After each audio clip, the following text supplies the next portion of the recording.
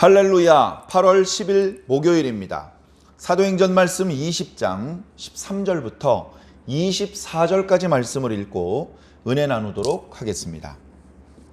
우리는 앞서 배를 타고 아소에서 바울을 태우려고 그리로 가니 이는 바울이 걸어서 가고자 하여 그렇게 정하여 준 것이라. 바울이 아소에서 우리를 만나니 우리가 배에 태우고 미둘레네로 가서 거기서 떠나 이튿날 기오 앞에 오고 그 이튿날 사모에 들르고 또 그 다음 날 밀레도에 이르니라. 바울이 아시아에서 지체하지 않기 위하여 에베소를 지나 배 타고 가기를 작정하였으니 이는 될 수 있는 대로 오순절 안에 예루살렘에 이르려고 급히 가미러라.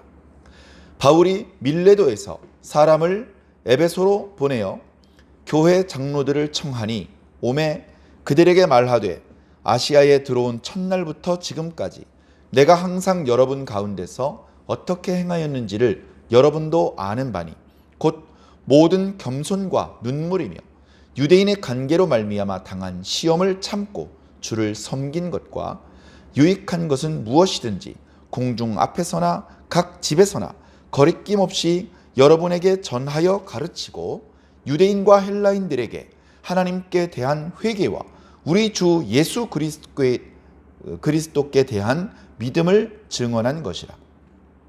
보라, 이제 나는 성령에 매여 예루살렘으로 가는데 거기서 무슨 일을 당할는지 알지 못하노라.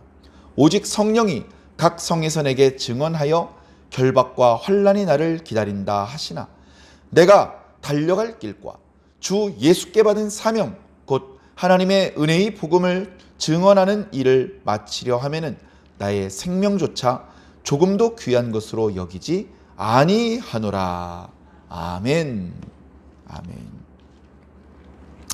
예. 3차 전도 여행이 끝나고 이제 예루살렘으로 돌아가는 길입니다. 바울은 본래 출발했던 안디옥으로 돌아가지 못하고 예루살렘에서 곧바로 유대인들에게 붙잡혔고 거기서 바울은 가이사에게 호소를 했고 그래서 이제 죄인의 신분으로 로마로 호송되게 됩니다. 당당하게 아가야 지방에 가서 거기 있는 성도들의 지원을 받아서 로마에 가고 로마에서는 로마에 있는 성도들의 지원을 받아서 서바나로 가겠다. 자기의 생명이 언제까지 계속될지는 모르겠지만 최선을 다해서 더 먼 곳까지 나가서 복음을 전하겠다. 서바나로 가는 것을 생각을 했을 때에는 서바나 사역이 끝나고 다시 안디옥이나 고린도나 에베소로 돌아오는 것은 생각하지 않았을 것입니다. 선교지에서 순교할 것까지 각오를 했을 것입니다. 그랬던 바울인데 바울이 그런 선교사의 입장으로 로마에 간 것은 아니고 죄인의 입장에서 로마에 간 결국은 자신이 소원하는 대로 로마에 가게 되었으며 거기서 순교하게 됩니다. 자, 사랑하는 성도 여러분, 오늘 말씀을 통해서 사도 바울이 어떤 사람인지 우리가 어떤 부분을 본받아야 되는지 사도 바울의 심정은 어떠한지 사도 바울을 돕는 사람의 심정은 어떠한지 사도 바울을 통해서 위로를 받고 권면을 받고 있는 성도들의 심정은 어떤지를 생각해 보신다면 큰 유익이 있으실 줄로 믿습니다.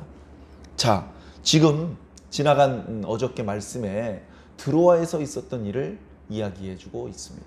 드로아에서 거의 일주일을 있다가 이제 이동을 시작한 것이죠. 그래서 말씀을 이제 주일날 말씀을 전하는데 말씀이 길어져서 밤늦게까지 말씀이 이어지는 관계로 청년 유두고가 이제 3층에서 떨어져 죽었는데 급히 달려가 그를 안았고 다시 살아났죠. 사람들이 그걸 모르고서 슬퍼하고 울까봐 소란 피우지 마십시오. 살아났습니다. 그렇게 하고 새벽까지 이야기를 나누다가 지금 출발을 하는데 저는 바울이 이렇게 백전에서 이렇게 눈을 붙일 수 있으니까 밤새 잠도 안 자고 사람들과 이야기를 나누었나 보다 그렇게 생각을 하는데 말씀을 보니까 일행들은 배를 타고 아소라는 곳까지 갔고 바울은 앗소까지 걸어가기를 원해서 걸어가게 내버려 뒀습니다. 동행하는 사람이 있었는지 없었는지 잘 모르겠는데 대다수 그동안 바울과 동행했던 사람들은 배로 이동을 한 것 같고요. 바울은 걸어서 앗소까지 이동을 했고 앗소에서 이제 만났습니다. 그래서 이제 앗소에서 바울이 배를 타고 거기서 이제 미둘레네로 갔죠. 또 하루가 지나고 다음날 기오 앞을 지났는데 기오는 섬입니다. 그리고 또 배를 타고 사모라는 곳을 지나가는데 거기도 섬이고요. 그 다음에 쭉 내려가서 밀레도까지 내려갔습니다. 아마 그곳에 어떤 뱃길, 그 배가 빨리 지나갈 수 있는 곳, 또 천천히 가야 되는 곳, 또 바람, 계절 여러 가지를 고려해서 그렇게 아마 행선을 한 것이 아닌가 싶습니다. 자, 밀레도에 갔습니다. 왜 에베소에 들리지 않지? 에베소에 들리려면요 시간이 많이 지체가 됩니다.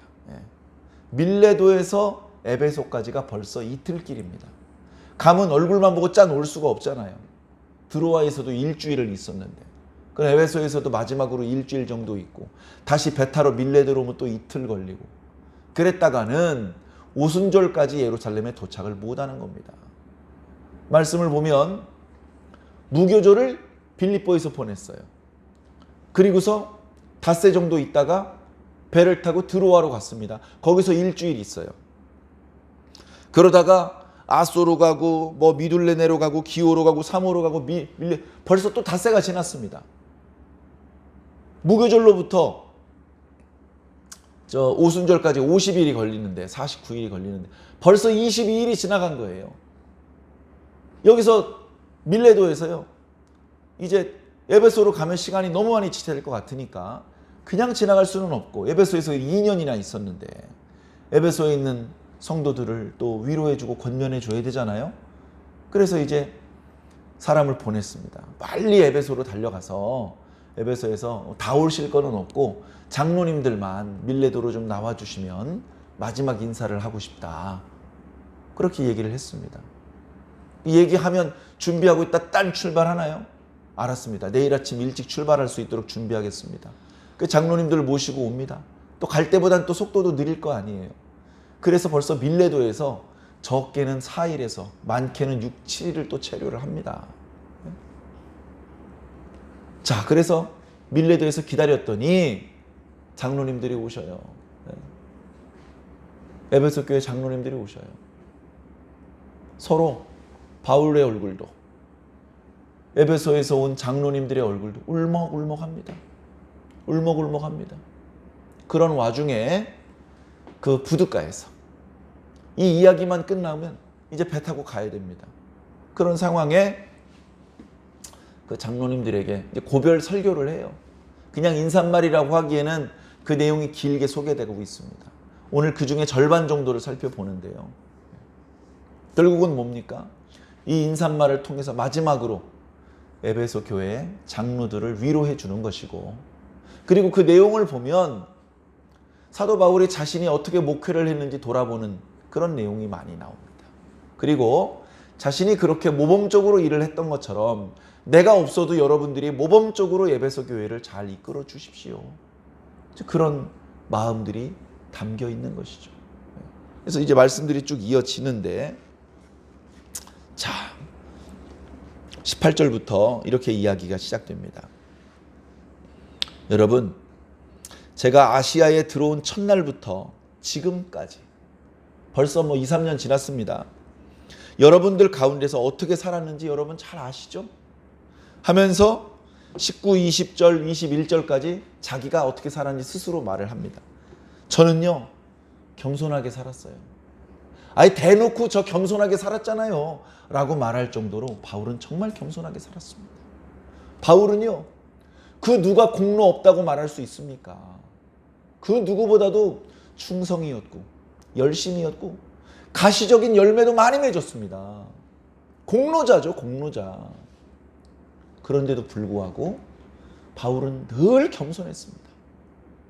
반말하지 않고 막 야단치고 막 그 주의 복음이 훼손되고 예수님께서 받으셔야 될 영광이 축소되고 또 성도들이 시험에 빠지고 범죄하고 그런 경우에만 벌떡 일어나서 화를 냈지, 그 이외에 자잘자잘한 일에 대해서는 항상 겸손했습니다. 뿐만 아니라 눈물. 바울사도 어떻게 일했어? 눈물로 일했어요. 눈물로 일했어요. 자, 그리고 유대인들 때문에 억울하게 당한 환난이 이루 말로 할 수 없습니다. 얻어맞은 거, 옥에 갇힌 것부터 시작을 해서 이리저리 도망다니고 고소당하고, 그걸요 꼭 참습니다. 이 자식들 나를 골탕 먹여?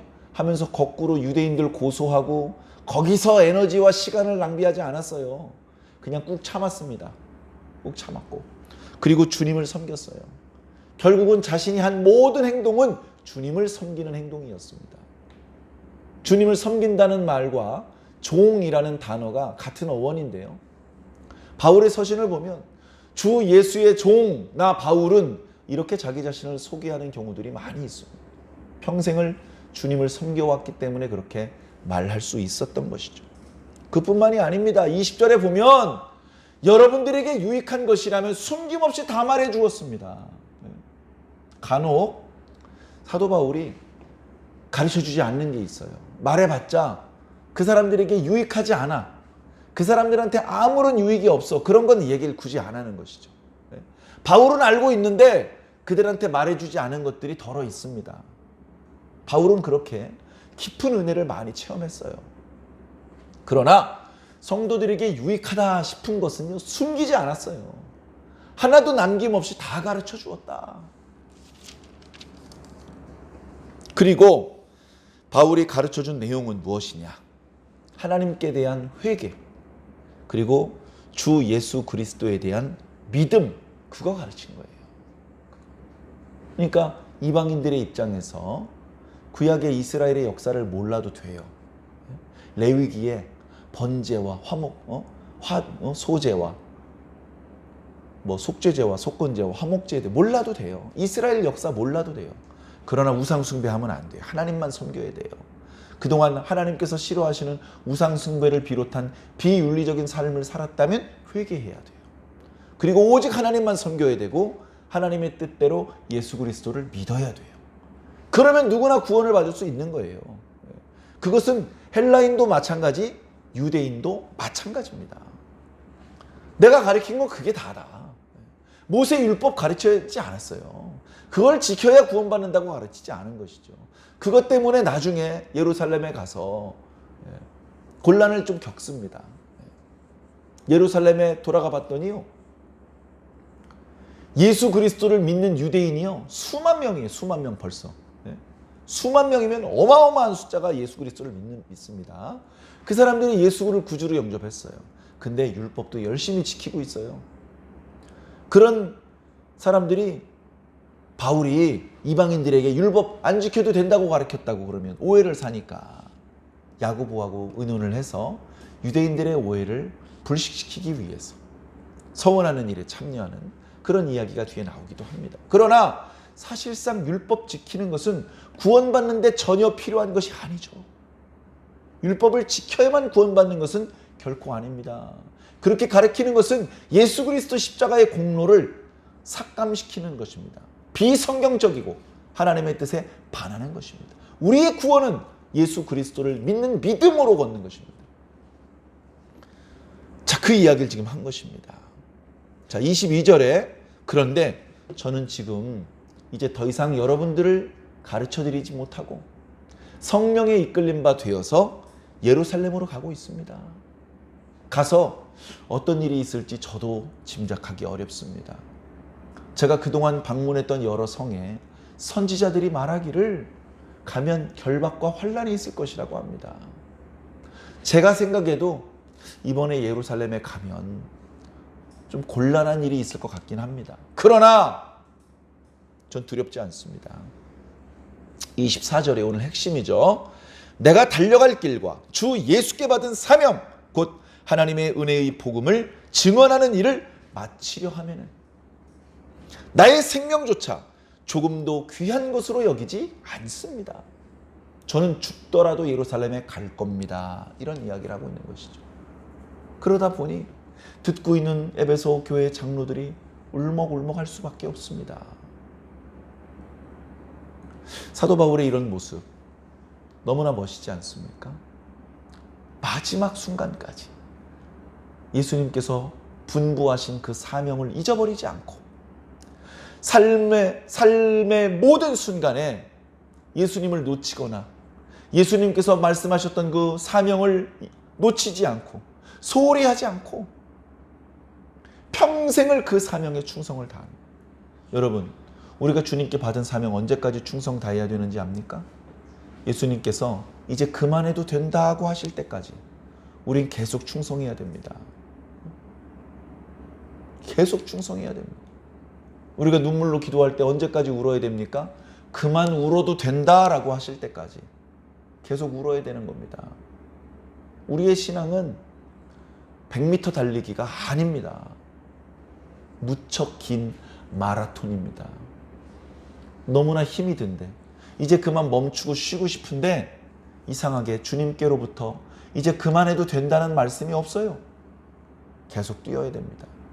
계속 뛰기 위해 준비해야 되고 지혜롭게 뛰어가야 됩니다. 사도 바울이 그렇게 살았습니다. 내가 주님께 부탁받은 일을 이거 마쳐야 된다. 중간에 멈추면 안 된다. 이걸 마치기 위해서라면 죽어야 된다면 나 죽을 거다. 주님께서 나를 대신해서 죽었는데 내가 주님을 위해서 죽는 게 뭐 대단한 일이. 그런 뜨거운 마음이 사도 바울에게 있었습니다. 오늘 저와 여러분들도 크게 다르지 않습니다. 이런 뜨거움이 없으면 우리는 언제든지 아니라고 태만한 자가 될 수 있고 심지어 변절자가 될 수 있습니다. 지난 3일 예배 때 드렸던 말씀처럼 주님을 사랑하는 자로 인정받아서 복을 받아야 되는데 주님의 대적이요 주님의 원수가 될 수도 있습니다. 누가 주님의 대적이었습니까? 주님을 돕지 않은 자. 누가 주님을 사랑하는 자로 인정받았습니까? 주님을 도와준 자. 주님께서 우리 각자에게 부탁하신 일이 있습니다. 그 일이 무엇이었는지 다시 한번 떠올려 보시기 바랍니다. 그리고 그 일에 대해서 소홀히 여기지 마시고 아니라고 태만하게 하지 마시고 열성을 다해서 충성을 다해서 그 일에 매진하시기 바랍니다. 마지막에 우리가 주님을 만나 뵐 때 부끄럽지 않을 수 있는 최선을 다한 그런 모습으로 열심히 살아주시기를 예수님 이름으로 간절히 축원합니다. 아멘.